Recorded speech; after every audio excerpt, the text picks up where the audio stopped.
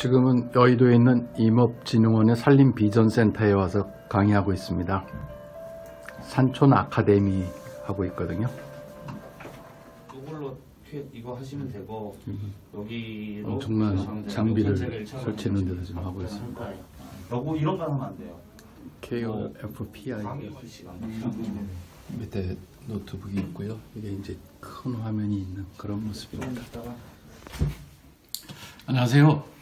조금 전에 앞부분에서 보셨던 것은 지난 3월 11일 날 한국임업진흥원에서 하는 규산촌 아카데미라는 강의가 있습니다. 거기에 이제 시작 강의를 제가 했었어요. 그 여의도에 있는 임업진흥원 강의실에 가서 그 강의하는 모습 잠깐 보여드렸습니다.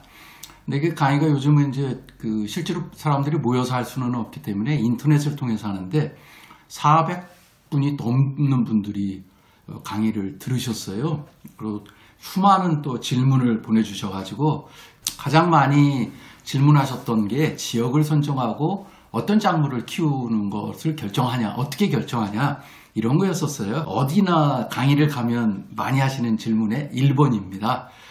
오늘은 제가 지역 선정과 과연 작물을 선정하는 부분에 대해서 한번 자세하게 여러분들에게 소상하게 말씀드리고자 이 시간을 시작하도록 하겠습니다. 지역 선정이나 작물 선정, 특히 지역 선정은 귀농이나 산촌 귀농을 하시겠다고 마음을 잡수신 다음에 첫 번째로 결정해야 될 부분입니다.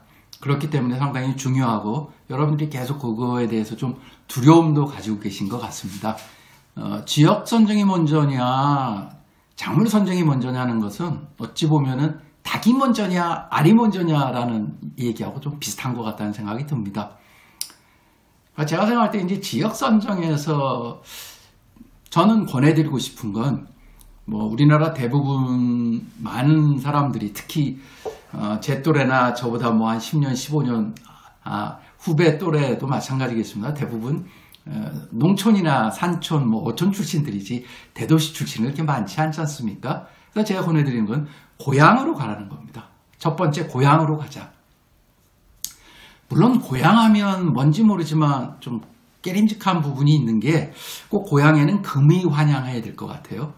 뭐 어사화를 꽂고 가든지 아니면 큰 그냥 럭셔리한 자가용을 기사 두고 간다든지 그 다음에 종교적인 겁니다만 뭐 예수도 고향 나사렛에서는 인정받지 못했다. 참 다들 어렵게 생각하시는 것 같아요. 뒤집어서 생각해보면 고향이라는 건 어떤 건가요? 제가 태어나면서 어린 시절을 보내는 그러면 거기 가면 아직도 친척이 있을 수도 있고 내 고향 친구가 있을 수도 있고 그런 곳이라면 여러 가지가 해결될 수 있습니다. 내가 작물을 선정하는 것도 고향에 나를 도와줄 수 있는 친척이나 친구가 있기 때문에 충분히 가능하다. 그 다음에 내가 그 작물에 대해서 모르더라도 농사 짓는 것이 좀 어설프더라도 나를 도와줄 수 있는 멘토도 분명히 고향에는 있을 것이다라는 거죠. 그럼 굉장히 내가 귀농한다든지 산촌 귀농할 때 유리한 고지를 점령하는 거 아니겠습니까?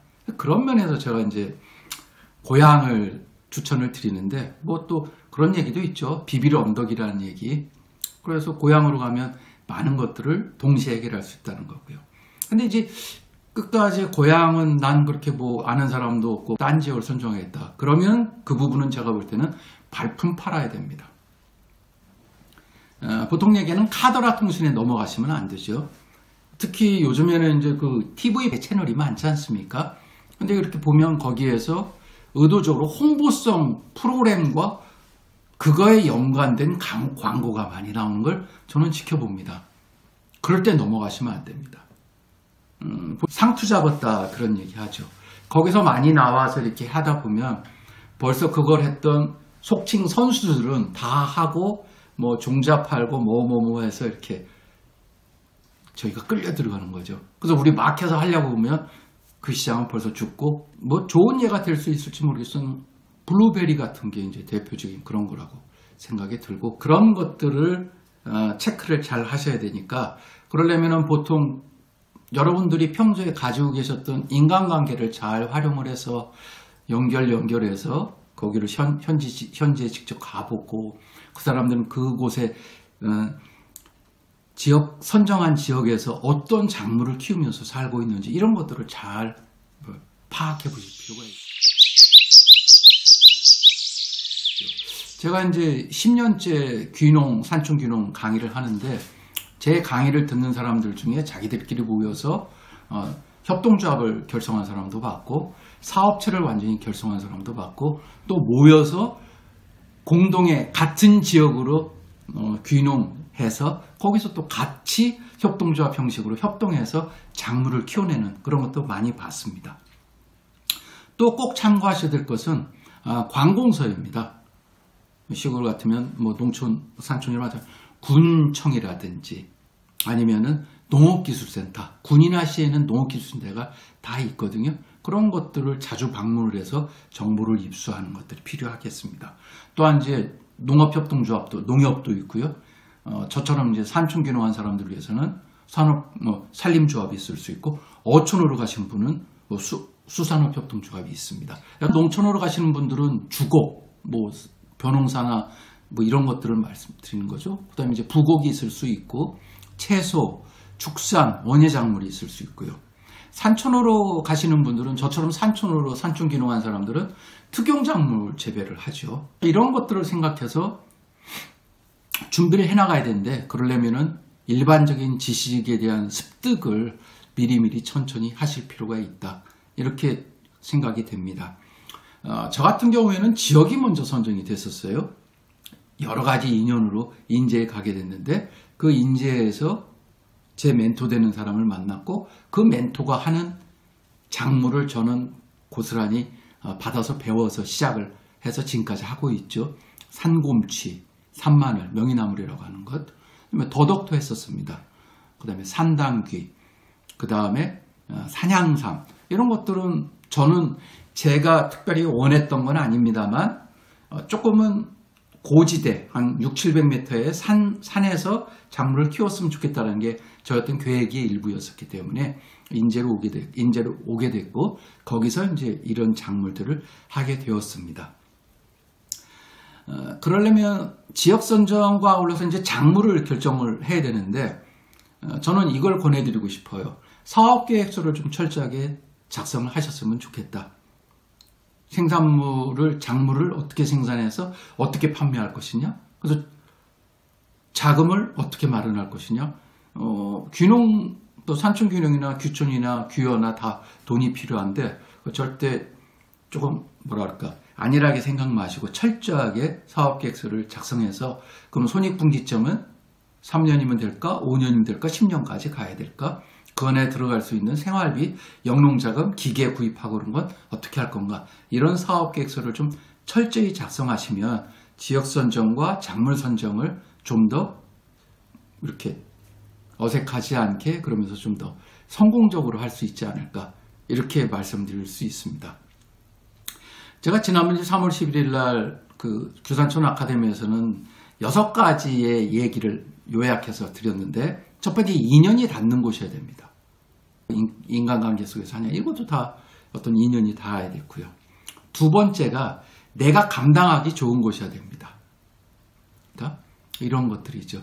나는 벼농사는 정말 경험도 없고 두려운데 벼농사 지역으로 덜컥 귀농을 할 수는 없는 거고, 그런 얘기입니다. 세 번째, 지역을 선정한다는 게 작물 선정하고 꼭 연계해서 해야만 한다. 경치 좋다고 무조건 가고 그런 건 아니지 않겠습니까? 어떤 귀농하고 산촌귀농 이런 것들은 다 경제적인 활동을 근간으로 하고 있기 때문에 꼭 잊으시면 안 되고요. 작물 선정이 네 번째가 내 체질에 맞는 작물을 선정해야 된다.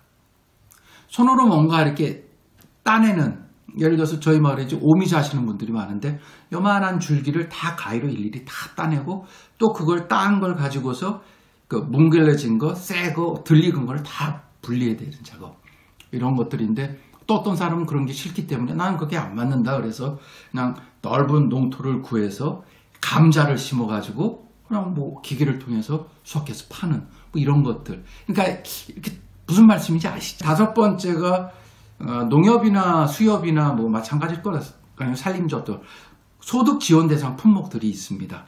그 다음에 일을 하는데 군청이나 도와주는 품목들이 있거든요. 저희 같으면 307이라든지 3만원 이런 것들은 군에서 다 박스니든지 이런 것들 다 도와주는 프로그램들이 있습니다. 그러나 뭐니 해도 중요한 건 뭐니죠. 돈이 되는 작물을 하실 수 있으면 좋겠습니다.